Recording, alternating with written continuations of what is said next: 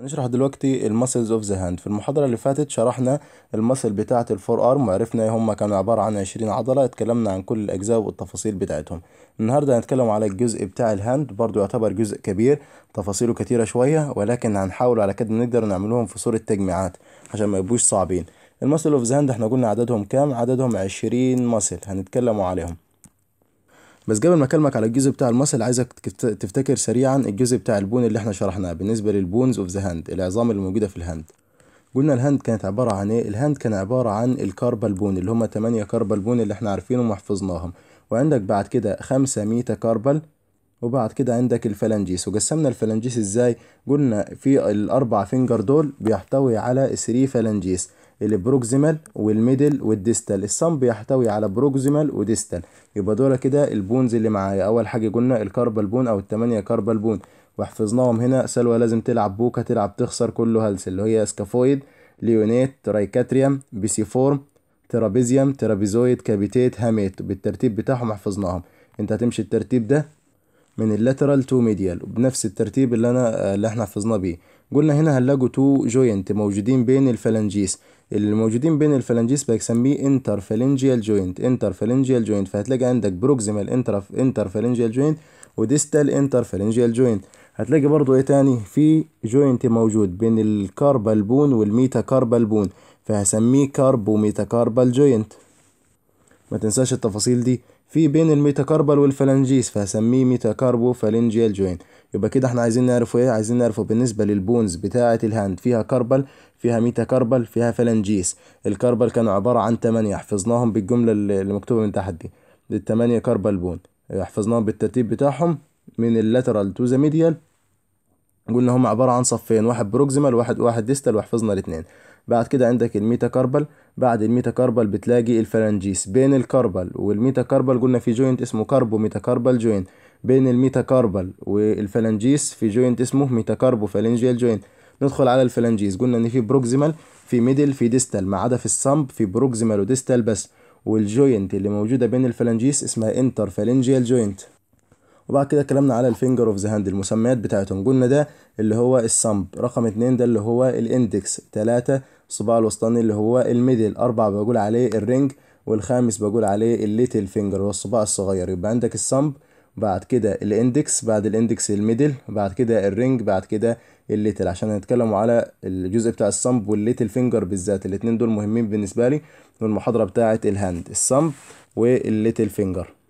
كده احنا رجعنا سريعا الجزء بتاع البونز. ندخل على الجزء بتاع المسل ونشوف التقسيمه بتاعتنا هتمشي فيهم ازاي. بالنسبه لي المسل اوف ذا هاند انا بقسمهم الى مسل ماسكه في الصمب، او المسل بتاعه الصمب اللي هم رايحين للصمب.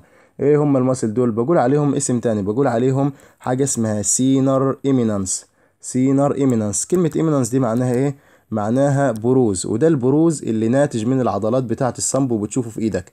شايف الجزء ده كده؟ الجزء ده والعضلات اللي موجوده هنا، البروز اللي حصل جبال الصنب على طول، بقول عليه سينر ايمينانس. كلمة ايمينانس معناها بروز او ارتفاع. يبقى الجزء ده اسمه سينر ايمينانس. عايزين نشوفوا ايه العضلات اللي موجودة في الحتة دي. لو رجعت ورا شوية ناحية الليتل فينجر، ده الصباع الصغير، هتلاقي هايبو سينر ايمينانس. هايبو سينر ايمينانس. يبقى انا كده عندي ايه؟ عندي المصل اللي موجودة عند الصمب بتكون لي حاجة اسمها سينر ايمينانس، فعشان كده سميتها سينر ماسلز، العضلات اللي بتكون السينر ايمينانس. بالنسبة لناحية الليتل فينجر هسميها ايه؟ هسميها هايبو سينر. هايبو سينر ايمينانس او هايبو سينر ماسلز. يبقى كده احنا متفقين ان المصل بتاعة الصمب اللي هتمسك في الصمب وطالعة من الهاند وبتكون لك حاجة اسمها سينر ايمينانس هنقول عليها سينر ماسلز. والماسل ناحية الليتل فينجر هنقول عليها هايبو سينر ماسل، عشان لو جالك المصطلحين دول تبقى عارفهم. ووريتك شكل السينر ايمينانس وشكل الهايبو سينر ايمينانس على جسمك عامل ازاي. طب ايه الماسل اللي بسميها سينر ماسلز اللي هم ماسكين في الصمب؟ اول حاجة معاك في حاجة لازم تبقى عارفها، ان احنا في المحاضرة اللي فاتت قلت لك كلمة، لما الاقي كلمة بوليشس دي معناها صمب. يبقى هنا هلاقي مثلا عضلات، عضلة أول حاجة، أول واحدة معانا أبدكتور بوليشس بريفيوس. أبدكتور بوليشس بريفيوس. هلاقي واحدة اسمها إفليكسور بوليشس بريفيوس. يبقى أول اتنين أبدكتور بوليشس بريفيوس، إفليكسور بوليشس بريفيوس. في حاجة اسمها opponents. كلمة opponents معناها ايه؟ كلمة opponents معناها تقابل، ان هما الصابع يقابل او الفينجر يقابل الفينجر اللي قباله، الفينجر التاني يعني. ودي حركة مشهورة في الصنب، اللي هي الحركة بتاعة التسبيح. الاوبوننس دي او الاوبوننس بوليشس هي اللي بتعمل لك الحركة بتاعة التسبيح. جرب كده تسبح، هتلاقي ان الصنب بتاعك بيلمس الباقي الفينجر، بيقدر يلمس باقي الفينجر. فهي الحركة دي بقول عليها اوبوزيشن. مين اللي بتعملها؟ بتعملها الاوبونس بوليشس. يبقى هنا في عضلة اسمها الاوبونس بوليشس. هنعرفه من كل العضلات دي ان نستخرج ازاي الاكشن من الاسم بتاع العضلة.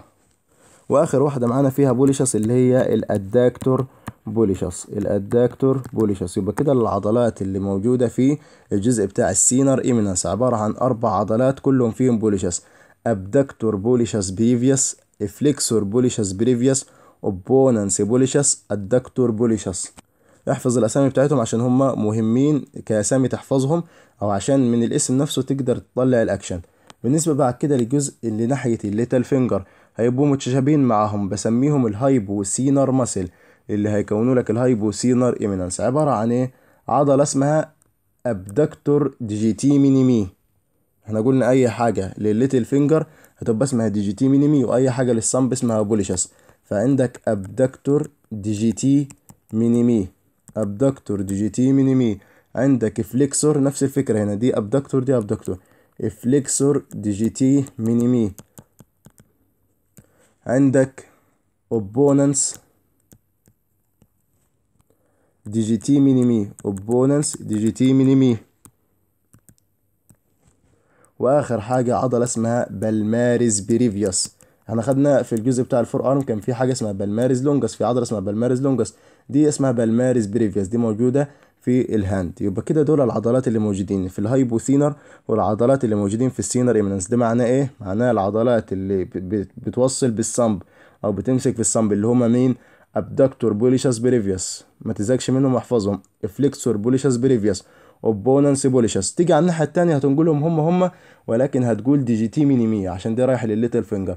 فهتقول ابدكتور ديجيتي مينيمي، فليكسور ديجيتي مينيمي، اوبوننس ديجيتي مينيمي، وفي الاخر هتزود واحده هنا وواحده هنا. اللي هتزودها هنا هي الادكتور بوليشس، واللي هتزودها هنا هي البالماريس بريفيوس. يبقى كده انت عرفت ايه المسلز اللي موجوده فيه الصمب، ايه المسل اللي موجوده في الليتل فينجر، اللي هم السينر والهايبوسينر مسل. دول كام؟ دول 8 مسل. وانا قلت لك العضلات بتاعه الهاند كانوا عباره عن 20 عضله، 4 و4 8، فاضلنا كام؟ فاضلنا 12. هنقسم ال 12 دول موجودين في النص بين السينر وبين الهايبوسينر. هقسمهم ازاي؟ هقسمهم 3 ارباعات. ايه هم الثلاث ارباعات بتوعنا؟ هو الكلام ده مكتوب واسماء العضلات مكتوبه، بس انا بحاول يعني اشوف اجمعهم لكم مع بعض كده بشكل يبقى السهل بتاع الحفظ بتاعهم سهل. الثلاث عضلات او الاربع عضلات في كل جزء من الثلاث اجزاء دول، هتلاقي اول حاجه اللي في عضله بنقوله، او في 4 عضلات بنقوله عليهم اللومبريكل ماسل. اللومبريكل ماسل هنعرف يعني ايه لومبريكل ماسل وايه الاشكال بتاعتهم. في برضو عندك 4 عضلات موجودين اسمهم انتر اوسيا، انتر اوسيوس او انتر اوسياي. كلمه انتر اوسياي معناها هي موجودين، ان هم معناها ان هم موجودين بتوين الفينجر، يعني بين الفينجر وبعضهم بتلاقي عضلات موجوده وسط الفينجر، فسميناها انتر اوسياي. ففي حاجات موجوده من قدام فقلنا عليهم بالمر انتر اوسياي، وفي حاجات موجوده من ورا فقلنا عليهم دورزل انتر اوسياي. فهتلاقي عندك 4 لومبريكلز، 4 بالمر انتر اوسياي، 4 دورزال انتر اوسياي، وادي ال12 اللي باقيين معاك. دي التقسيمة بتاعتنا في الهاند. دول عبارة عن 20 عضلة موجودين في الهاند. يبقى كده احنا عرفنا التقسيمة بتاعتنا هتمشي ازاي. هتمشي عضلات موجودة في السينر ايمينانس، عضلات موجودة في الهايبو سينر ايمينانس، عضلات موجودة ان بتوين. تعال نشوف التقسيمة بتاعتهم. قلنا كام عددهم؟ هم عبارة عن 20 ماسل. الماسل اوف ذا هاند هتقسمهم ازاي؟ عضلات موجودة في السينر ايمينانس، يعني عضلات ماسكة في الصنب او رايحة للصنب، فاكيد هتلاقي فيها كلمة بوليشس. يبقى ابدكتور بوليشس بريفيوس، فليكسور بوليشس بريفيوس، اوبوننس بوليشس. طب بتوع الهايبوسينر عشان ناخدهم مع بعض: ابدكتور ديجيتي مينيمي هي فليكسور ديجيتي مينيمي، اوبوننس ديجيتي مينيمي. هم هنا هتزود هنا الادكتور بوليشس والبلماريس بريفيوس في حالة الهايبوسينر. هنا يعني مزود لك ملحوظة في حتة الهايبوسينر، احنا هنشوفوها لما نشوف الجزء بتاع الانيميشن او الماسل ده. هيقول لك هنا مين اللي موجودة ميديال ومين اللي موجودة لاترال. هتلاقي ان الابدكتور ديجيتي مينيمي موجودة ميديال، والفليكسور ديجيتي مينيمي موجودة لاترال، واللي موجودة تحتيهم ديب الاوبوننس. يعني حتة تبقى عارفها عشان لو جيت في سؤال مثلا. الابدكتور ديجيتي مينيمي سهل ان انت تحفظها ميديال ولا لاترال. ابدكتور علمها دي فيها دي ودي فيها دي. اما الفليكسور دي فيها ال ودي فيها ال، يبقى الفليكسور موجوده لاترال والابدكتور موجوده ميديال والاوبوننس موجوده تحتيهم دي ديب. وفي اخر واحده معانا هي البلماريس بريفياس. في بعد كده ماسل موجوده في الانترميديات كومبارتمنت موجوده وسطيهم، اللي هم مين؟ عندك اربعه بسميهم لومبريكلز. في اربعه بالمر انتر اوسياي يعني موجودين بتوين ذا فينجر ومن قدام، وفي اربعه دورزال انتر اوسياي يعني موجودين بتوين ذا فينجر ولكن من ورا. تعال نشوف شكل الاربع ماسل دول عامل ازاي. اول حاجه احنا قلنا معانا مين؟ معانا، انا بتكلم دلوقتي على السينر ماسلز. دول كده السينر ماسلز اللي هم الماسل بتوع الصمب. اول واحده كانت الابدكتور بوليشس بريفيوس. فين الابدكتور بوليشس بريفيوس؟ اها دي كده بقول عليها الابدكتور بوليشس بريفيوس. ابدكتور بوليشس بريفيوس. عندي بعد كده فليكسور بوليشس بريفيوس. شوف رايحه فين؟ رايحه على الصمب وجايه من الكاربال بون، هنعرف الحته دي. فليكسور بوليشس بريفيوس، فليكسور بوليشس بريفيوس. يبقى عندي هنا ابدكتور بوليشس بريفيوس، فليكسور بوليشس بريفيوس. كان عندي ايه تاني؟ كان عندي الاوبوننس. اها دي العضله اللي بسميها الاوبوننس بوليشس ماسل، دي الاوبوننس بوليشس. وعندك بعد كده في الاخر ايه؟ عندك اخر واحده معانا كانت مختلفه عليهم وليها شكل مميز كمان، اسمها الدكتور بوليشس. الدكتور بوليشس. يبقى دول اربع ماسل بقول عليهم السينر ماسلز، اللي هم الابدكتور بوليشس بريفيوس، فليكسور بوليشس بريفيوس، اوبوننس بوليشس. قلنا تعالى على الجزء بتاع الهايبوسينر. خلاص كده خلصنا السينر، ندخل على الجزء بتاع الهايبوسينر. هلاقي فيه ايه الهايبوسينر؟ هلاقي فليكسور ديجيتي مينيمي بريفيوس. هو ده الفليكسور ديجيتي مينيمي بريفيوس. هلاقي الابدكتور ديجيتي مينيمي بريفيوس. ادي الابدكتور ديجيتي مينيمي بريفيوس. وهلاقي نفس اللي فوق الاوبوننس ديجيتي مينيمي. دي الاوبوننس ديجيتي مينيمي. واخر واحده شفناها هي البلماريس بريفيوس، وبرضه لها شكل مميز اسمها البلماريس بريفيوس. شايف معظم المصل طالعين من الجزء اللي انت شايفه ده، اللي هو الجزء اللي ده عبارة عن ايه اصلا؟ ده عبارة عن ديب فاشية. الديب فاشية هنا بتكون لك حاجة اسمها ريتاناكليوم. الفاشية بتيجي تعمل زي خيط كده وتلف حوالين البون. بتعمل ايه؟ بتثبت لك التندون اللي معديه فيها.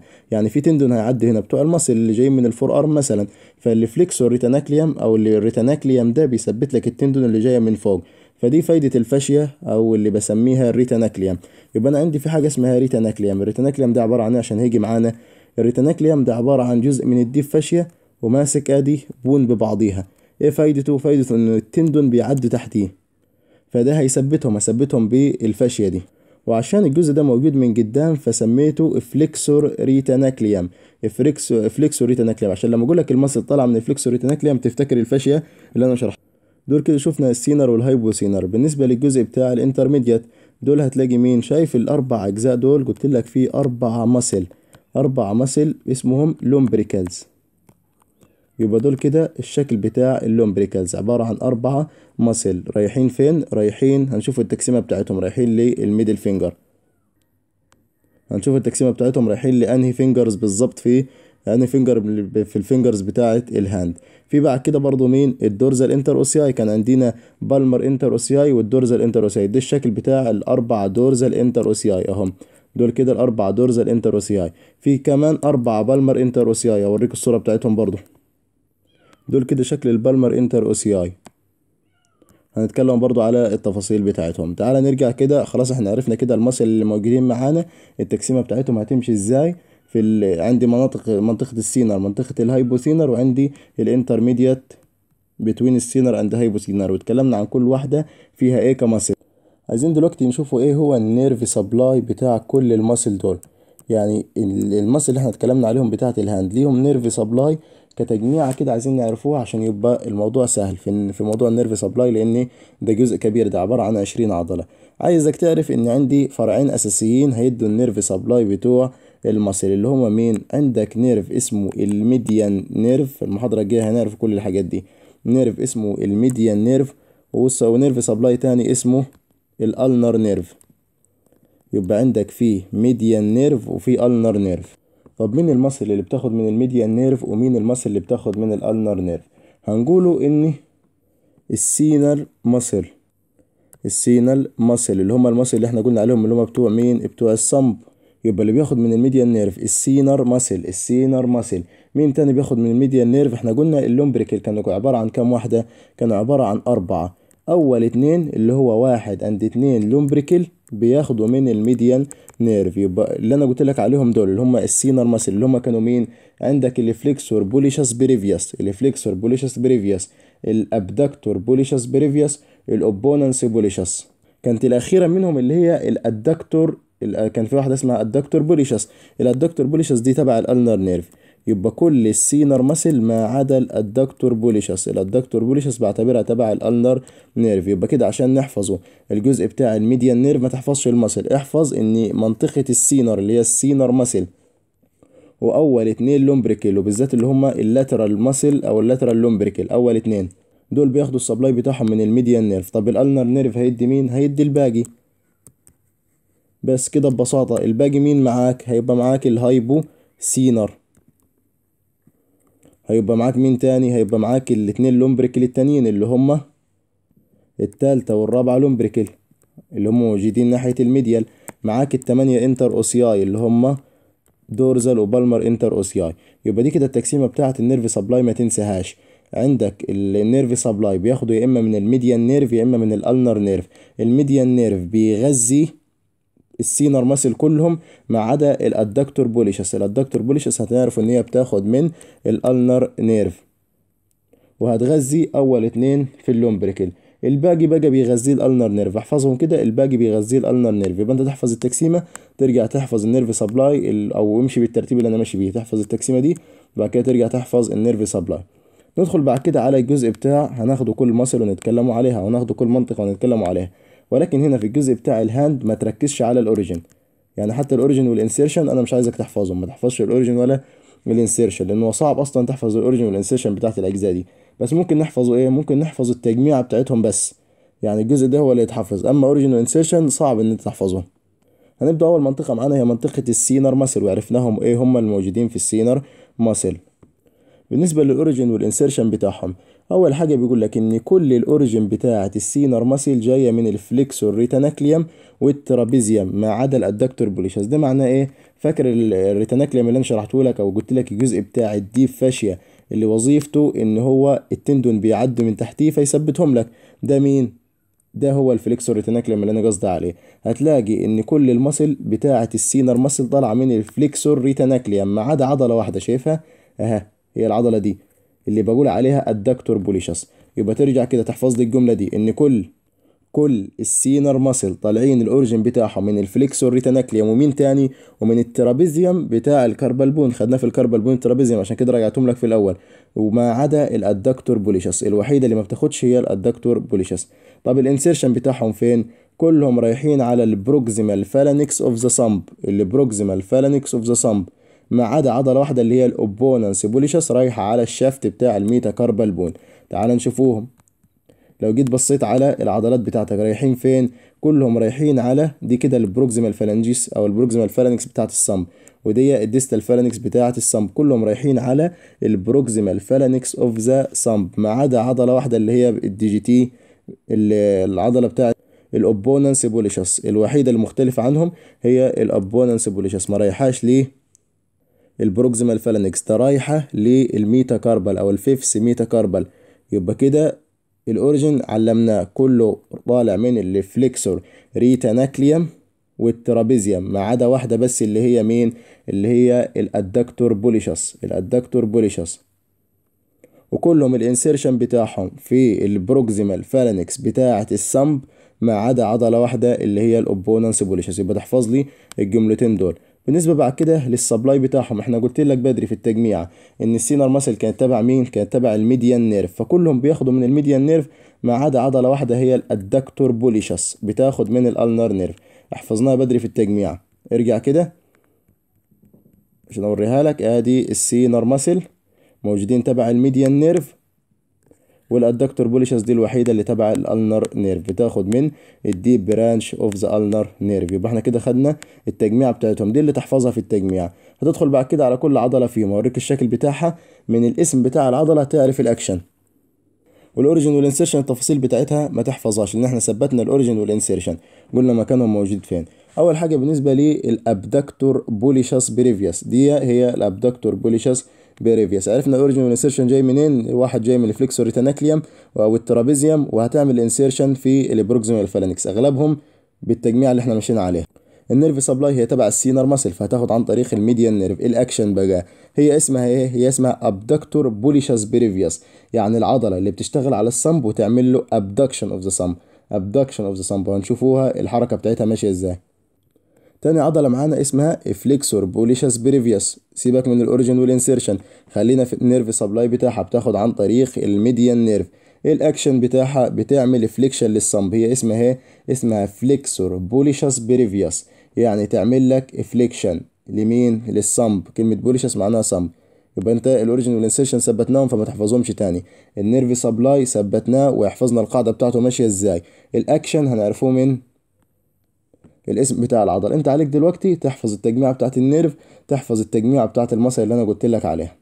دي كده شكل مين، شكل الابدكتور بوليشس بريفيوس، وعرفنا ان هي من اسمها يعني هتعمل ابدكشن للصمب. العضله اللي بعد كده اللي هي الاوبوننس بوليشس، وقلنا سميناها كده لان هي بتعمل حركه اسمها الاوبوزيشن اوف ذا صمب، ان الصمب يروح يقابل الفينجرز، اللي هي حركه التسبيح. الاوبوننس بوليشس دي بتبقى جايه منين، قلنا فليكسور تناكلم وترابيزيوم، مش هنعيدوهم تاني، بس قلنا ان هي فيها اكسبشن في حته الانسيرشن، ان هي رايحه للفيرست ميتاكاربال بون. النيرف سبلاي بتاخد برضو عن طريق الميديان نيرف. الاكشن بتعمل ايه، بتعمل اوبوزس للصمب تو ميت اذر فينجر، يعني تخلي الصمب يتحرك عشان يقابل باقي الفينجرز. ودي زي ما قلت لك هي الحركه بتاعت التسبيح، وهوريها لك بتبقى ماشيه ازاي في الانيميشن بتاعت المصل. اخر واحده معانا في السينر ماسل هما الادكتور بوليشس. طب الادكتور بوليشس دي شكلها عامل ازاي، هي ليها شكل مميز، ان هي ليها ترانزفيرس هيد وليها اوبليك هيد، يبقى ليها تو هيد، ترانزفيرس هيد واوبليك هيد. بالنسبه للنيرف سبلاي بتاعها هي بتاخد من الالنر نيرف، الوحيده المختلفه، احنا قلنا كل السينر ماسل بياخدوا من الميديان نيرف ما عدا الادكتور بوليشس بتاخد من الديب برانش اوف ذا النر نيرف. الاكشن بتاعها هتعمل ايه، من اسمها هتعمل ادكشن اوف ذا صمب، ادكشن اوف ذا صمب، يبقى هي كانت ليها تو هيد، اوبليك وترانزفيرس هيد. وسيبك دلوقتي من الاوريجن والانسيرشن بتاعها، النيرف سبلاي فيه اكسبشن ان هي بتاخد من الالنر نيرف، والاكشن بتعمل ادكشن للصمب. دول كده العضلات اللي موجوده في السينر ماسل، وبعدهم لك تاني ادي الفليكسور بوليشس بريفيوس، ادي الشكل بتاع الادكتور بوليشس هتعمل ادكشن طبعا، وادي الاوبوننس بوليشس. تعال نشوفهم بقى بالانيميشن والموفمنت بتاعتهم. لو بصينا على السينر ماسل عاملين ازاي، ادي كده احنا ناحية الصمب ورايحين نشوفوا السينر ماسل. اول واحدة معانا هي الابدكتور بوليشس بريفيوس، يعني هتعمل ايه الابدكتور بوليشس بريفيوس، تعال نشوف الاكشن بتاعها. المفروض هتعمل لك ابدكشن للصمب، ادي الابدكشن بتاع الصمب. ركز على العضله بتاعتنا بس اللي احنا عايزينها، اللي هي الابدكتور بوليشس بريفيوس، تعمل لك ابدكشن للصمب. دي الحركه بتاعت الابدكشن، عشان دي مش الابدكشن دي الاوبوزيشن. لحظه اجيب لكم الابدكشن، هي تقريبا مش ضايفينها في الابليكيشن، بس خلاص احنا عارفين ان كده كده الابدكتور بوليشس بريفيوس هتعمل ابدكشن للصمب. ناخد العضله اللي بعديها، شايف هي طالعه منين، برضو طالعه من الفليكسور ريتاناكليوم. ده الفليكسور ريتاناكليوم اللي بقولك عليه، عباره عن جزء من الديب فاشيا رابط بين الكاربال بون، وبيتعدي تحتيه التندون عشان يثبتها لك، التندون بتاعت المصل عشان يثبتها. العضله اللي بعد كده معانا هي مين، لو جينا بصينا على عضله تانية من العضلات اللي رايحه للصمب، خلينا ناخد دي كده اللي هي الفليكسور بوليشس بريفيوس. الفليكسور بوليشس بريفيوس الاكشن بتاعها هتعمل لك فليكشن للصمب، اللي انت شايفه ده هو الفليكشن للصمب، الفليكسور بوليشس بريفيوس. العضلة اللي بعد كده هي الاوبوننس، دي اسمها الاوبوننس بوليشس. تعال نشوفوا الاكشن بتاعها عامل ازاي. ده كده الاوبوننس بوليشس، الاكشن بتاعها بتعمل زي ما قلت لك الحركة بتاعت الاوبوزيشن، اللي هي الحركة بتاعت التسبيح، ان الصمب يروح يقابل باقي الفينجرز. يبقى دي المصل اللي بتتحرك معاك، اللي هي اللي اسمها بنقول عليها اوبوننس بوليشس، بتعمل حركة اسمها الاوبوزيشن. الاوبوزيشن وادي اخر عضله معانا ماسكه في الصنب اللي هي الادكتور بوليشس. الادكتور بوليشس اللي هي مختلفه عليهم لو تفتكروا في النيرف سبلاي بتاعها، كان ليها اوبليك بارت، ليها اوبليك بارت وليها ترانزفيرس بارت. ده الادكتور بوليشس ترانزفيرس بارت، واللي من فوق ده الاوبليك بارت بتاعها. الاكشن بتاعها بتعمل ادكشن للصنب. يبقى كده احنا خلصنا العضلات اللي بقول عليهم السينر ماسل، او اللي موجودين في الصنب او المرتبطين بالصنب.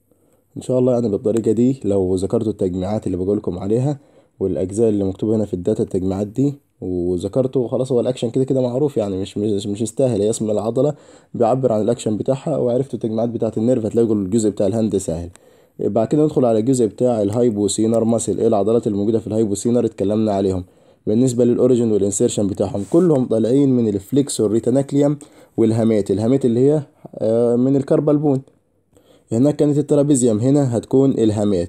وبرضه لو نسيتها لو جالك السؤال ده الهايبوسينر اولها اتش والهامات اولها اتش، يبقى كلهم بياخدوا الاوريجن بتاعهم من الفليكسور ريتاناكليوم ومن الهامات، ما عدا عضله واحده اللي هي الابدكتور ديجيتي مينيمي بتاخدها من البيسي فورم بون، جزء تاني من الكاربال بون.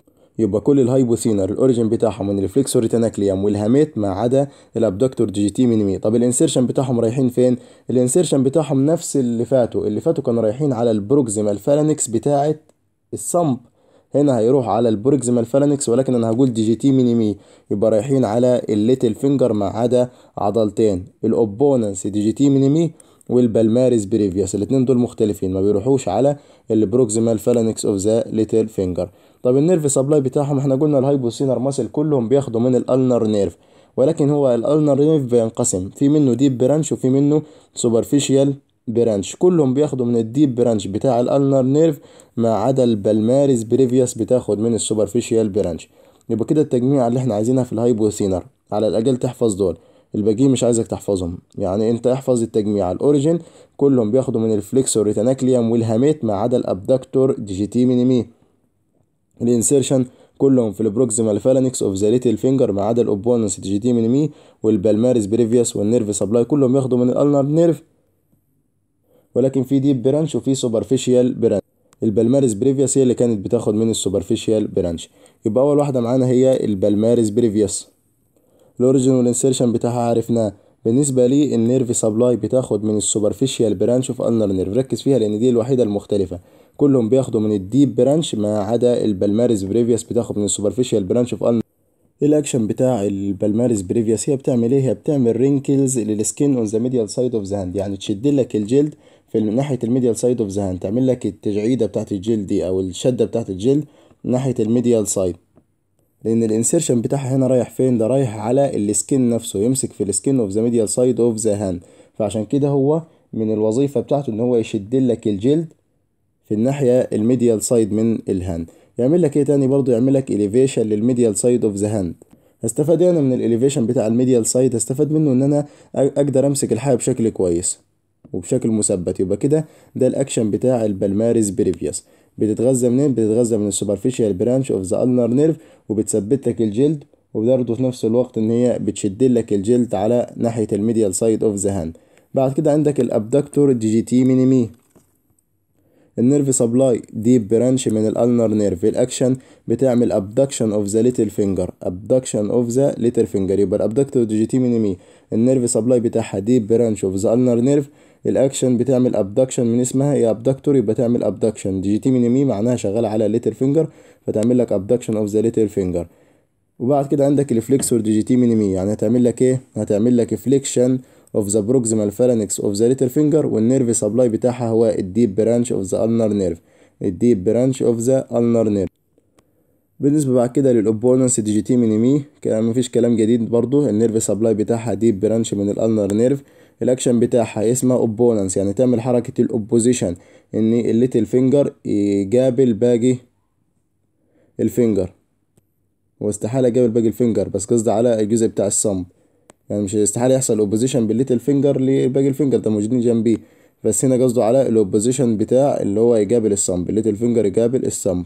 بيتغذى ازاي؟ زي ما قلنا بيتغذى عن طريق الديب برانش من الالنر نيرف، الديب برانش اوف ذا النر نيرف. يبقى كده دول الماسلز اللي موجودين في منطقه الهايبوسينرز ماسل. ندخلوا بعد كده على الماسل الانترميديات. قلنا كام هم؟ عندك 8 انتر اوسياي موجودين من قدام، 4 بالمر انتر اوسياي موجودين من ورا، 4 دورزال انتر اوسياي، وقلنا في 4 اسمهم اللومبريكال ماسلز. ادي الشكل بتاع اللومبريكال ماسل. عايزك تركز ايه فيهم. هم اول حاجة عبارة عن 4 عضلات، يبقى دول كده اللومبريكال ماسلز عبارة عن 4 عضلات. عايزك تعرف فيهم مين فيهم يوني بالنيت ومين فيهم باي بالنيت. كلمة يوني معناها عبارة عن قطعة واحدة من الماسل، باي بالنيت معناهم ان التندون بتاعهم في النص وعبارة عن قطعتين. فدي عندك اول اتنين ناحية الصنب، الاتنين اللاترالي بيكونوا يوني بالنيت، يعني دي يوني بالنيت يعني عبارة عن قطعة واحدة، دي يوني بالنيت، والاتنين التانيين دول عبارة عن باي بالنيت. ده كده الشكل بتاع اللومبريكل. تعال نشوفوا الاوريجن والانسيرشن والاكشن بتاع اللومبريكل بتعمله ازاي، لان هي ليها اكشن مهم لازم نعرفوه. بص كده الصورة اللي جايبها لك دي بس عشان اوضح لك بيها حاجة. اوضح لك الاوريجن بتاع اللومبريكل. دي احد المصل بتاعة اللومبريكل. شايف الاوريجن بتاعها جاي من عضلة. العضلة دي هي مين؟ هي الفليكسور ديجيتورم بروفاندس. التندون بتاع الفليكسور ديجيتورم بروفاندس بيدي الاوريجن للعضلات دي. يعني ادي الفليكسور ديجيتورم بروفاندس تندون يطلع منه الاوريجن بتاع اللومبريكال ماسلز. يبقى كده تعرف ان اللومبريكال ماسلز طالعين من التندون بتاع الفليكسور ديجيتورم. يبقى هم عبارة عن 4 سلندر ماسل، الاوريجن بتاعهم من التندون اوف ذا فليكسور ديجيتورم بروفاندس. طب رايحين انسيرشن فين؟ رايحين انسيرشن لحاجة اسمها اكستنسور اكسبانشن. اكستنسور اكسبانشن وتلاقيهم موجودين على اللاترال سايد بتاع الميتاكاربو فالنجال جوينت. يعني ده الميتاكاربو فالنجال جوينت بين الميتاكاربال وبين الفالنجيس، هتلاقيهم موجودين على اللاترال سايد بتاعته. يبقى كده قال لك الانسيرشن والاوريجن. الاوريجن في الفليكسور ديجيتورم بروفاندس او من التندون بتاع الفليكسور ديجيتورم بروفاندس، وتلف عشان تجيب لك الجزء بتاع الاكستنسور اكسبانشن. الاكستنسور اكسبانشن ده جزء موجود في من ورا في الهاند، مش موجود من قدام. الفليكسور هو اللي موجود من قدام. فهي بتلف وتربط لك الفليكسور بالاكستنسور، فليكسور ديجيتورم بروفاندس واكستنسور اكسبانشن. ركز في الحته دي ان هي رابطه الجزء بتاع الفليكسور بالجزء بتاع الاكستنسور. ايه اللي تعمله الامبريكاليز ماسل؟ تعالى بالنسبه لي النيرف سبلاي. احنا قسمتهم لك، قلت لك ان لاترال تلتين، لاترال تو ماسل. اول اتنين من الناحيه اللاترال بيكونوا ايه؟ بيكونوا بياخدوا النيرف سبلاي بتاعهم عن طريق الميديان نيرف. طب الميديال تو ماسل بياخدوا عن طريق الالنر نيرف. ارجع للتجمعات اللي فوق، قلت لك الهايبوسينر واحد واتنين لومبريكال بياخدوا من الميديان نيرف اللي هما موجودين لاترالي. اللاترال من الميديان والميديال من الالنر. بالنسبه للاكشن، الاكشن بتاعهم مهم وممكن يجي في الاسئله عادي، مهم خالص. الاكشن بتاعهم هما بيعملوا ايه؟ انا قلت لك هي بدايتها من عضله بتعمل فليكشن اللي هي فليكسور ديجيتورم بروفاندس، ومعدي على الميتاكاربوفالنجيال جوينت، فتعمل لك فليكشن اوف ذا ميتاكاربوفالنجيال جوينت. طب هي رايحه فين؟ رايحه على الاكستنسور اكسبانشن، ده اللي هو وظيفته اصلا يعمل لك اكستنشن للجوينت اللي موجوده في بين الفالنجيس وبين الكاربال بون، بين الميتاكاربال بون وبين الفالنجيس، وبرضه الجوينت اللي موجوده بين الفالنجيس وبعضيها اللي احنا بنسموها انترفالنجيال جوينت. فبتعمل لك اكستنشن للانترفالنجيال جوينت. بتعمل لك حركه بقول عليها الرايتنج بوزيشن اللي هي حركه الكتابه.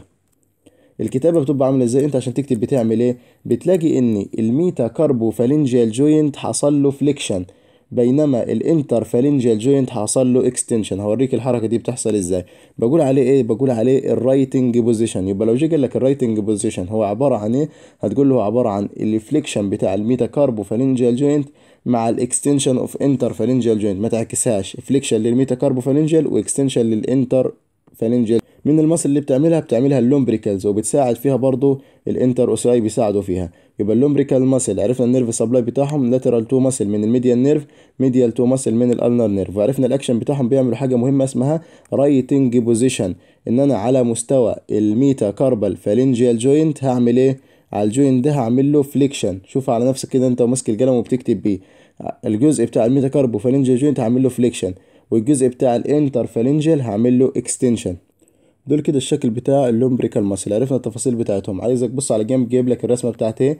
جايب لك الرسمه بتاعت الكتابه. ايه اللي حصل في الوضع ده بتاع الرايتنج بوزيشن؟ اللومبريكال ماسلز هي اللي هتشتغل معك في الرايتنج بوزيشن. واللي هيحصل فيها ان انا عندي تو جوينت، واحد اسمه ميتا كاربو فالنجيال جوينت وواحد اسمه انتر فالنجيال جوينت. مين هيحصل له فليكشن ومين هيحصل له اكستنشن؟ الميتا كاربو فالنجيال جوينت هيحصل عنده فليكشن، بينما الانتر فالنجيال جوينت هيحصل عنده اكستنشن، عشان تديك الوضعيه دي اللي هي الوضعية بتاعة الكتابة عن طريق اللومبريكلز، وفي كذا مصل تاني بيساعدهم. عايزك برضو تاخد بالك من الحركة بتاعتها عاملة ازاي. شايف دي اللومبريكال ماسل، شايف مسكت فين؟ مسكت في الاكستنسور اكسبانشن اللي موجود من فوق. يعني انت موجود في الظهر ايدك من فوق هتلاقي الاكستنسور اكسبانشن، في البالم نفسه ده جاي من الفليكسور او ناحية الفليكسور من قدام، فاللومبريكال ماسل جاي من الفليكسور بعد كده مسكت في الاكستنسور اكسبانشن، عشان كده عملت الحركتين دول. عملت على مستوى الميتاكاربو فالنجيال جوينت عملت لك فليكشن، وعلى مستوى الانتر فالنجيال جوينت عملت لك اكستنشن، فعطتك الوضعية بتاعة الكتابة اللي هي الرايتنج بوزيشن. كده احنا خلصنا اللومبريكال. كان عندنا 8 انتر اوسياي اللي هم مين؟ اللي هم موجودين بتوين الفينجر، بقول ان هم ماليين الانتر اوسيا سبيس، عبارة عن 8 انتر اوسياي. في من قدام 4 بالمر انتر اوسياي، ممكن يكونوا 3 كمان وفي واحدة فيهم مش موجودة، وفي من ورا هتلاقي الأربع دورزال انتر اوسياي. طب شكلهم عامل ازاي؟ تعال نشوفهم، البالمر انتر اوسياي والدورزال انتر اوسياي. وتعالى نتكلم على حتة مهمة فيهم، حتة الأكشن بتاع كل واحدة فيهم. بالنسبة للبالمر انتر اوسياي اللي هم الأربع بالمر انتر اوسياي، بيقول لك أول حاجة الأربع بالمر انتر اوسياي إن هم يكونوا يوني بنت، يعني عبارة عن قطعة واحدة، عبارة عن جزء واحد. دول بيعملوا ايه الأكشن بتاعهم؟ البالمر انتر اوسياي الأكشن بتاعهم إن هم يعملوا الحركة بتاعة الأدكشن اوف ذا فينجر، ادكشن اوف ذا ميدل فينجر. هم المفروض ماسكين في الميدل فينجر، بيعملوا ادكشن اوف ذا ميدل فينجر.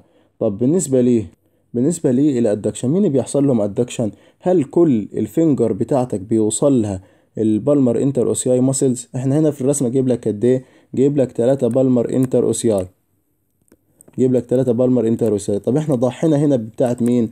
ضحينا بتاعت الميدل فينجر، وانا عايزك تفهم الحتة دي. ليه الميدل فينجر بالذات مش عايز بالمر انتر اوسياي؟ سبحان الله، الميدل فينجر اصلا موجود فين؟ موجود في السنترال اوف ذا بادي، مكون لك السنترال اكسس، هو مشاور لك نص الهاند، يعني نص الهاند عبارة عن مين؟ عبارة عن الميدل فينجر، مكون نص الهاند او السنترال اكسس بتاع الهاند. انا دلوقتي عايز اعمل ادكشن، لما اجي اعمل ادكشن معناها ان انا رايح ناحية السنترال. طب ما ده معناه ان انا رايح ناحية الميدل فينجر. طب هل ينفع احط عضلة في الميدل فينجر تحرك لي الميدل فينجر ناحية الميدل فينجر؟ ازاي يعني؟ فالميدل فينجر طبيعي ان هو ما يبقاش فيه بالمر انتر اوسياي. يبقى كده اللي حصل في البالمر انتر اوسياي ماسل هي مش موجودة في الميدل فينجر، استحالة تلاقيها في الميدل فينجر. ليه؟ لان الميدل فينجر هو اللي موجود في النص، هو ده اللي انت هتتحرك ناحيته. فهو ما بيعملش الحركة بتاعت الادكشن دي، هو ممكن يعمل ابدكشن، يبعد كده ويبعد كده، ما يعملش ادكشن ابدا. يعني هو هيجرب مين اصلا؟ انت لو حركته يمين ابدكشن، حركته شمال ابدكشن. ده كده بالنسبه لي الميدل فينجر، مش هتلاقي فيه البالمر انتر اوسياي. بيعمل ايه البالمر انتر اوسياي؟ بيعملوا ادكشن. بنحفظوها ازاي الجزء ده؟ بتقول ان انت بتحفظها كده باد باد، البي اختصارة بالمر، والاي دي اللي هي ادكشن. يبقى عشان تحفظ الاكشن بتاع البالمر انتر اوسياي باد، البي اللي هي البالمر انتر اوسياي، والاي دي اللي هي الادكشن. وده كده بالنسبة للبالمر انتر اوسياي. عددهم كام؟ عددهم 3. رايحين فين؟ قلت لك ال3 دول هنضحوا بالميدل فينجر. بص الرسمة اللي جايبها لك ادي البالمر انتر اوسياي. طب روح كده على الجزء ده، استحالة تلاقي في الميدل فينجر بالمر انتر اوسياي. وانا فهمتها لك ليه؟ لان هو اصلا انا راح اتحرك ناحيته عشان انا اعمل ادكشن للفينجر، يبقى انا بحركهم ناحية اللي موجود في النص، ناحية السنترال اكسس بتاع الهاند. هل هو ينفع بيعمل ادكشن؟ استحالة، هو اصلا انا رايح ناحيته عشان اعمل الادكشن. ممكن اعمل بيه ابدكشن، يعني انا لو حركت الميدل فينجر، انت هتقول لي هو بيتحرك من ناحيتين، لو حركته الناحية دي انت بتعمل ابدكشن ناحية الشمال، لو حركته الناحية دي انت بتعمل ابدكشن ناحية اليمين، فهو ما بيحصلش فيه ادكشن. فاستحالة تلاقيها في الميدل فينجر. دول البالمر انتر اوسياي، بدايتهم منين ونهايتهم منين برضو تقراهم، يعني مش الجزء بتاع الاكشن هو المهم بالنسبه لي. البالمر انتر اوسياي كلمه باد اللي هي ايه؟ البالمر تعمل ادكشن، البالمر تعمل ادكشن للفينجر. طب بالنسبه للدورزال انتر اوسياي، دول كده الدورزال انتر اوسياي دول كانوا عباره عن قطعه واحده، يعني يوني بنيت، دول عباره عن قطعتين باي بنيت. طب التوزيعه بتاعتهم هتبقى عامله ازاي؟ التوزيعة بتاعتهم بما ان الميدل فينجر ما خدش في حتة الادكشن، هيقول لك لا انا عايز نصيبي في حتة الابدكشن. ايه نصيبه؟ خد عضلة، لا هياخد الاتنين، هياخد 2 رايحين للميدل فينجر. طب ليه عايز الاتنين؟ عشان واحدة تعمل له ابدكشن يمين وواحدة تعمل له ابدكشن شمال. يبقى شوف العضلتين دول رايحين للميدل فينجر، عشان هو هنا ما خدش من البالمر انتروسياي ولكن هياخد من الدورزال انتروسياي، لان هو عايز 2 ابدكشن، ابدكشن يمين ابدكشن شمال، دول في الدورزال انتر اوسياي. يبقى هم 4 النمبر acting on the middle 3 finger، شغالين على 3 فينجر بس. طب ليه 3 فينجر مع ان هم 4 مصل؟ لان الميدل او الميدل فينجر ده ضمع، هياخد 2 بس، هياخد 2 من المصل بتاعه، ورايحين هيمسكوا في الاكستنسور اكسبانشن بتاعه الفينجر. هيشتغلوا ازاي؟ زي ما قلت لك دول بيعملوا ابدكشن، فليها تجميع بتقول عليها باد، داب. اللي فاتت قلنا عليها باد، دي هنقولوا عليها داب. يعني ايه داب؟ دي اختصارة الدورزال انتر اوسياي، واب دي اللي هي الابدكشن. يبقى في باد، فاظن كده، في باد وفي داب.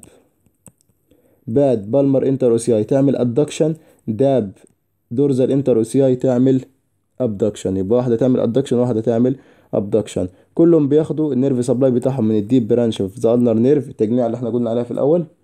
كلهم بيشتغلوا مع اللومبريكلز عشان يساعدوه في حته الرايتنج بوزيشن اللي احنا شفناه. ادي الشكل تاني بتاع البالمر انتر اوسياي والبدايه بتاعتهم. لاحظ ان الميدل استحاله تلاقي فيه، لان هو بيحصل لهم ادكشن، كلهم بيقربوا ناحيه الميدل.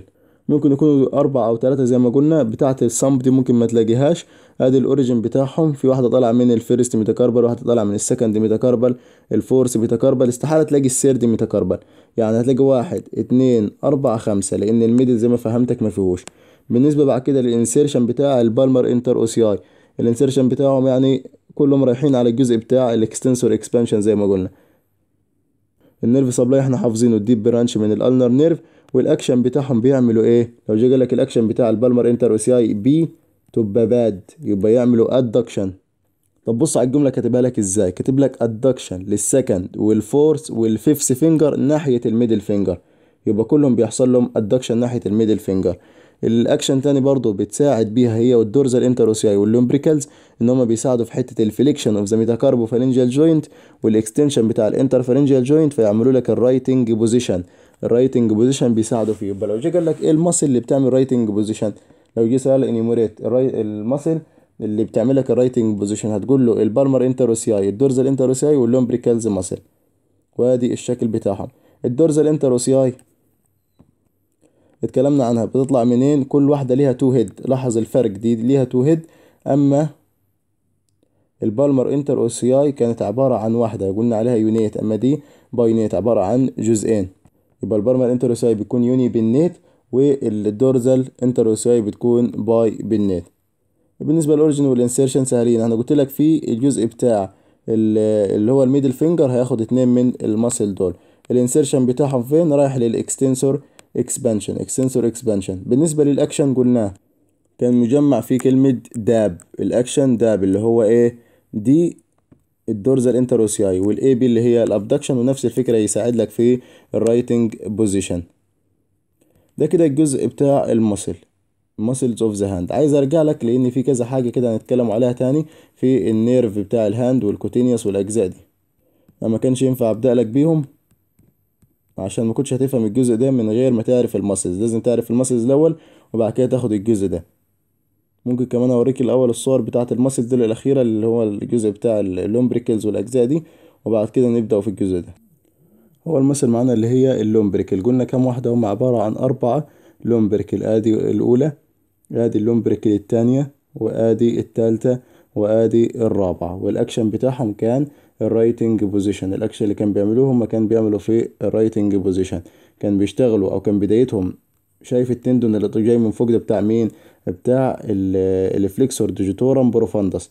التندون بتاعها كان يكونهم لك، وكان الاكشن بتاعها كانت تعمل لك في الميتاكاربو فالنجيال جوينت تعمل لك فليكشن، وفي الديستال فالنجيال اللي هو في الانتر فالنجيال جوينت تعمل لك اكستنشن، فتعمل لك الرايتنج بوزيشن. بالنسبه بعد كده للجزء بتاع البالمر انتروسياي والدورزال انتروسياي، ادي اللي شايفهم دول. دي كده البالمر انتروسياي عباره عن يوني بالنيت، يعني عباره عن عضله واحده وجزء واحد. هل هيمسكوا في الميدل فينجر؟ لا، استحاله يمسكوا في الميدل فينجر. ده كده الجزء بتاع البالمر انتروسياي. من ورا هتلاقي الدورزال انتروسياي، يعني اللي بيظهر معاك من ورا كده اهم دول كده الدورزال انتروسياي. هتلاقيها عبارة عن ايه؟ عبارة عن جزئين، هتكون باي بالنت او ليها تو هيد، اما دي ليها هيد واحدة. البالمر انتروسياي بتعمل ايه؟ البالمر انتروسياي هتعمل لك بالمر باد، يبقى تعمل لك ادكشن. طب الدورزال داب يبقى تعمل لك البالمر تعمل لك ادكشن، والدورزال تعمل لك ابدكشن. كده الجزء بتاع المصل معانا خلص. تعالى نتكلم على منطقة او الجزء بتاع السكن اللي موجود في منطقة الهاند. السكن اوف ذا هاند انا بقسمه الى نوعين. هو نوعين السكن عبارة عن يا اما سيك سكن او سين سكن، وبيظهروا النوعين دول في الهاند. السيك سكن موجود فين؟ موجود في البالم اوف ذا هاند. اما الدورزم اوف ذا هاند بيكون عبارة عن سن اند موبايل سكن، وده طبيعي. هو ربنا خالق لك ليه البالم بيكون سيك؟ لان الجزء ده هو الجزء اللي بيمسك بيه، بتشيل بيه، بتعمل اتنشمنت بيه لاي حاجة بتمسكها، بتكون عن طريق الجزء بتاع البالم اوف ذا هاند، فطبيعي ان هو يكون سيك. اما الجزء بتاع الدورزم ده هيكون سن.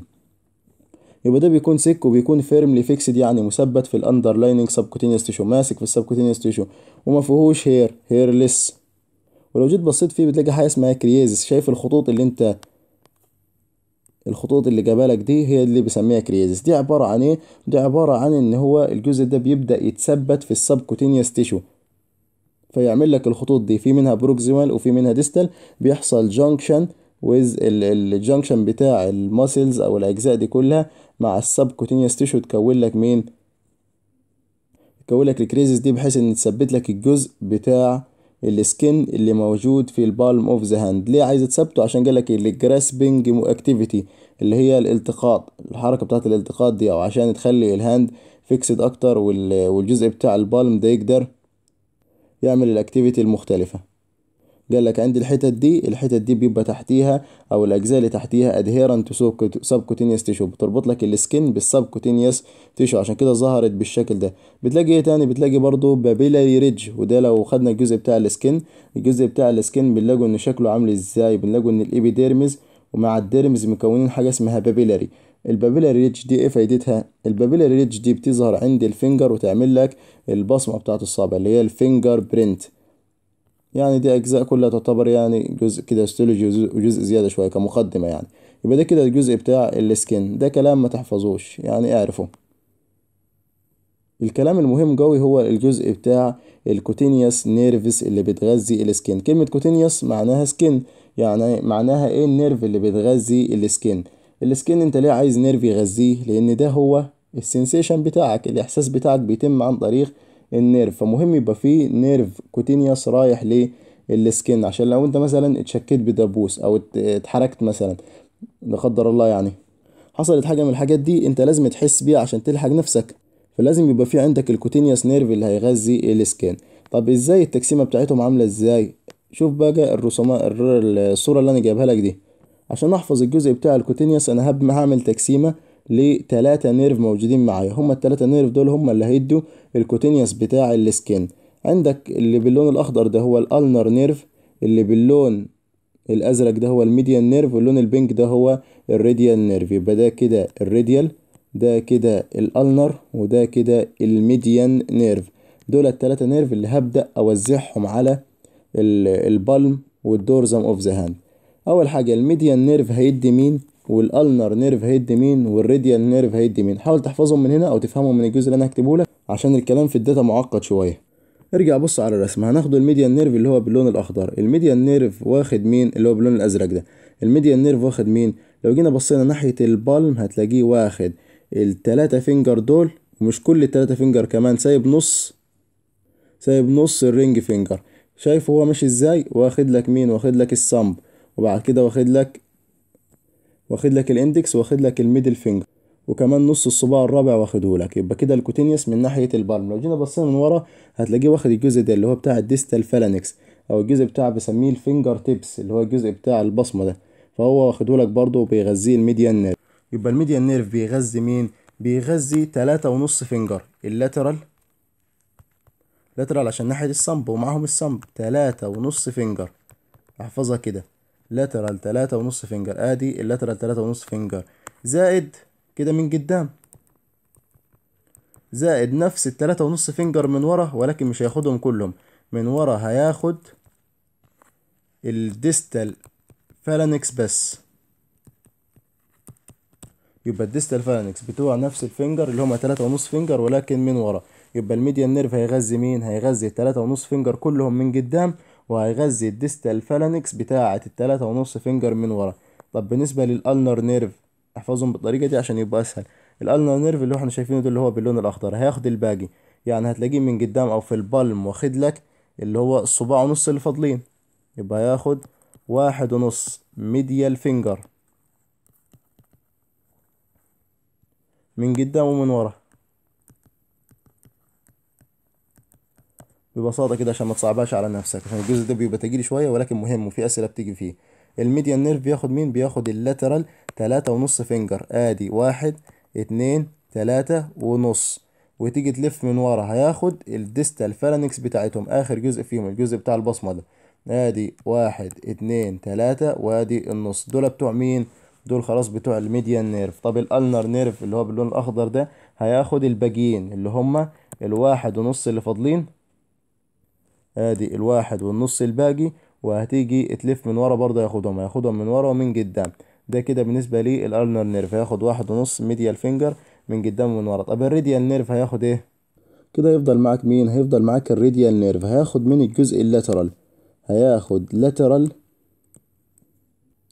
3.5 او اللاترال 3.5 فينجر اللي احنا قلنا عليهم، فاكرهم احنا قلناهم هنا. قلنا من قدام بياخد من الميديان نيرف، من ورا هيدي البروكسيم على الديستال فالانكس بس. طب الباقي، باقي الجزء بتاع الدورزم هياخد من الراديال نيرف، يبقى هيدي لاترال 3.5 فينجر ما عدا الجزء بتاع الديستال فالانكس. يبقى الجزء ده معقد شوية بس أنا عايزك واحدة واحدة تحفظه. إن أنت عندك الميديان نيرف هياخد مين؟ شيل كده وهنشوف الميديان نيرف. الميديان نيرف هياخد اللاترال 3.5 فينجر من قدام، وهياخد من ورا بس هما اللاترال 3.5 فينجر، ولكن ياخد الديستال فالانكس بس بتاعتهم. طب مين هيكمل؟ مين هيكمل من ورا؟ هيكمل من ورا الراديال نيرف، هياخد اللاترال 3.5 فينجر ما عدا الديستال فالانكس اللي هم خدهم الميديال نيرف. طب الالنر ده هياخد الواحد ونص ميديال فينجر من قدام ومن ورا. وده الكلام اللي هتلاقيه مكتوب هنا، ان انت عندك الميديال نيرف كان عبارة عن بالمر كوتينيوس نيرف وعبارة عن بالمر ديجيتال نيرف. البالمر كوتينيوس ده رايح لللاترال تولتين اوف ذا بالم، البالم اللي هو الجزء اللي من قدام هياخد التولتين، يعني هياخد 3.5 من الفينجر اللي هم اللاترال تولتين. البالمر ديجيتال نيرف هيدوا الجزء بتاع الديستال فالانكس اوف ذا صامب، الديستال فالانكس اوف ذا صامب والاندكس والميدل اللي هم الثلاثة فينجر اللي احنا قلنا عليهم، ونص الرينج فينجر. قلت لك رقم 4 ده هو الرينج فينجر ورجعتهم لك في الأول، نص الرينج فينجر. يبقى هو هياخد ال3.5 فينجر دول، ال3.5 فينجر هياخد الديستال فالانكس بتاعتهم عن طريق البالمر ديجيتال نيرف. طب بالنسبة للألنر نيرف هياخد الميديال سيرد بتاع البالم، وفي ديجيتال هياخد البالمر سيرفيس اوف ذا ميديال 1.5 فينجر. لدورزال هياخد الجزء بتاع الباك للميدل تولت او الميديال تولت اللي احنا قلنا عليه. يبقى هنا انا مقسمها لك هنا ب3.5 فينجر و1.5 ميديال فينجر، يعني تقسمينها 3 فينجر ونص، وهنا 1 فينجر ونص بياخدوا عن طريق الميديان والالنر. اما فوق نقسمها لك تلتين لاترال وتلت ميديال، بس انا عايز افهمك يعني ايه تلتين لاترال ويعني ايه تلت ميديال، ازاي التقسيمه بتاعتها. فاحفظهم هنا، احفظهم بالفينجر اسهل، يعني احفظهم بالطريقه دي اسهل، هيسهلوا عليك. بعد كده في الاخر الراديال نيرف هياخد اللاترال تلتين ما عدا الديستال فالانكس، يعني مش هياخد الديستال فالانكس، يعني هياخد البروكسيمال فالانجيس بتاعة اللاترال 3.5 فينجر. دي كده الجزء بتاع الميديان نيرف والالنر نيرف والراديال نيرف في الكوتينيوس اوف ذا سكين، الكوتينيوس سبلاي اوف ذا هاند.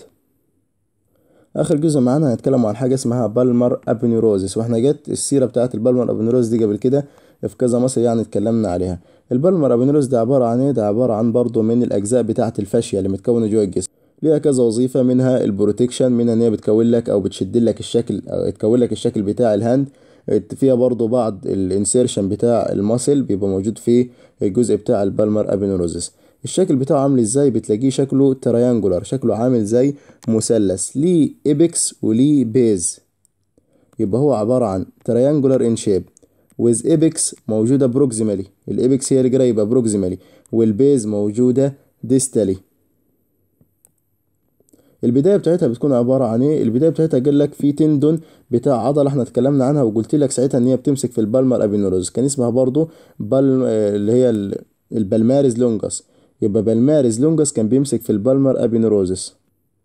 فالجزء ده هو الكونتينوس بتاعته، التكملة بتاعت البالماريز لونجس عبارة عن البالمر ابينوروزس. رايح فين؟ طيب الانسيرشن بتاعه هيبقى عامل ازاي؟ الانسيرشن بتاعه ان هو بيبدأ ينقسم الى تو سليب، يعني هيديك الشكل ده يتقسم الى جزئين، ورايح يمسك فيه السكن بتاع الميديال فور فينجر، يمسك لك في السكن بتاعة الميديال فور فينجر. يبقى البداية بتاعته قلنا ان هو الابكس بتكون جاية من التندون بتاع البلمارز لونجس او كونتينويشن للتندون بتاع البلمارز لونجس، ورايحة فين؟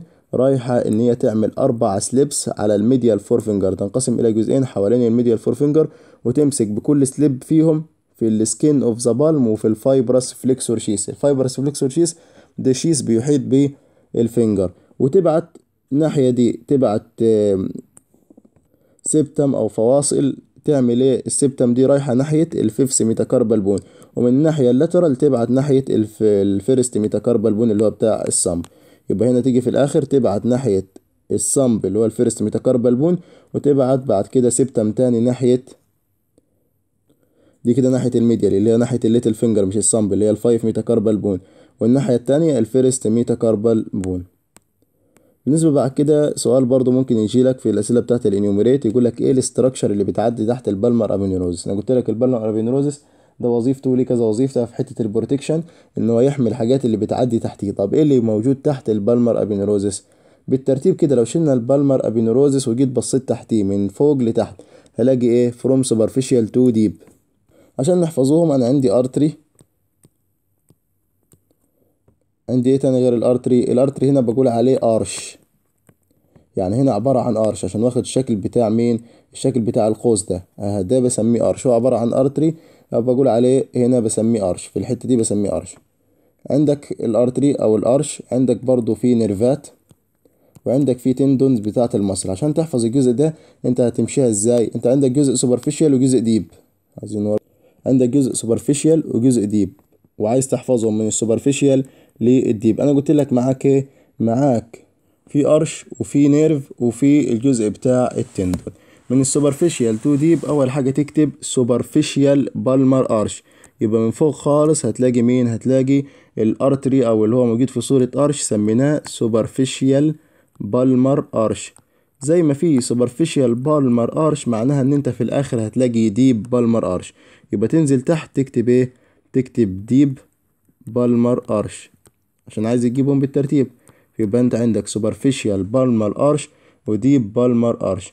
عندك بعد كده بالنسبة لي الجزء بتاع النيرف، بتلاقي هنا فرع من الميديان نيرف او افرع من الميديان نيرف بقول عليها ديجيتال برانشز، ديجيتال برانشز اوف ميديان نيرف، ديجيتال برانشز اوف ميديان نيرف. يبقى كده لقينا برانشات من الميديان نيرف. طب لو نزلنا تحت هنلاقوا ديب برانش اوف ذا ulnar نيرف، ديب برانش اوف ذا ulnar نيرف، احفظهم اتنينات اتنينات، ديب برانش اوف ذا ulnar نيرف. يبقى اول واحده ديب بالمر ارش فوق سوبرفيشال بالمر ارش، ديجيتال برانش من الميديان نيرف تحت ديب برانش من الالنر نيرف. قلت لك هتلاقي ايه تاني؟ هتلاقي ان انت عندك 2 تندون. ايه هما التندون بتوع مين؟ عندك التندون بتاع مصل اسمها فليكسور ديجيتورم، واحنا كان عندنا 2 فليكسور ديجيتورم، في فليكسور ديجيتورم سوبرفيشياليز وفليكسور ديجيتورم بروفاندس. هما الاثنين الفليكسور ديجيتورم سوبرفيشياليز والفليكسور ديجيتورم بروفاندس هيبقوا موجودين في الجزء بتاع البالمر ابينوروزس. طبعا في الاول هتكون السوبرفيشياليز السطحيه، بعديها هتلاقي التندون بتاع الفليكسور ديجيتورم بروفاندس، واخر حاجه او الجزء اللي قبل الديب بالمر برانش ان انت هتلاقي اللومبريكال ماسلز، اللومبريكالز ماسلز. يبقى احنا كده دورنا على ايه؟ دورنا على ارتي او فقلنا ليه سوبرفيشال برانش، ليه سوبرفيشال بالمر ارش وديب بالمر ارش، يبقى احنا دورنا على ارش. دورنا بعد كده على الجزء بتاع النيرف وقلنا ان في ديجيتال برانش من الميديان نيرف وفي ديب برانش من الالنر نيرف. مشيها كده واحده فوق وواحده تحت واكتبهم هتلاقي نفسك حفظتهم. دورنا بعد كده على تندون، لقينا التندون بتاع الفليكسور ديجيتورم سوبرفيشياليس، بعديه التندون بتاع الفليكسور ديجيتورم بروفاندس، واخر حاجه اللي هي المصل بتاعه اللومبريكالز ماسل. دي كده بالنسبه للجزء الحاجات اللي بتعدي في الابنوروزس او تحت البالمر ابينوروزس، ديب تو بالمر ابينوروزس. ده مثلا اللي انت شايفه في الصوره ده البالمر ديجيتال ارتري، بسميه البالمر ديجيتال ارتري او البالمر ارش، في منه ديب وفي منه سوبرفيشال بالمر ارش.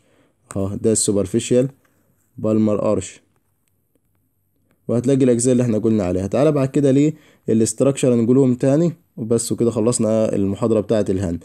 من superficial to deep: superficial palmar arch تنزل تحت deep palmar arch. بعد كده الجزء بتاع النيرف: digital branch من الميديان نيرف، deep branch من الالنر نيرف، دول اهم جزئين. بعد كده بالنسبة للتو تندون بتاع الفليكسور ديجيتورم سوبرفيشياليز، التندون بتاع البروفاندس، وفي الاخر هتلاقي اللومبريكال ماسل. ده كده بالنسبه للبالمر ابنوروز. وكده احنا خلصنا المحاضره بتاعه الهاند. انا عارف انها طويله، جزء تجيلي شويه، بس حاول تركز على الحاجات اللي انا علمت لك عليها والحاجات المهمه. وفي حاجات بتاعه الاوريجين والانسيرشن مش شرط تحفظها، احفظ التجميع بتاعتها بس، والباقي ما تحفظوش، ما تحفظش تفصيل كل واحده فيهم.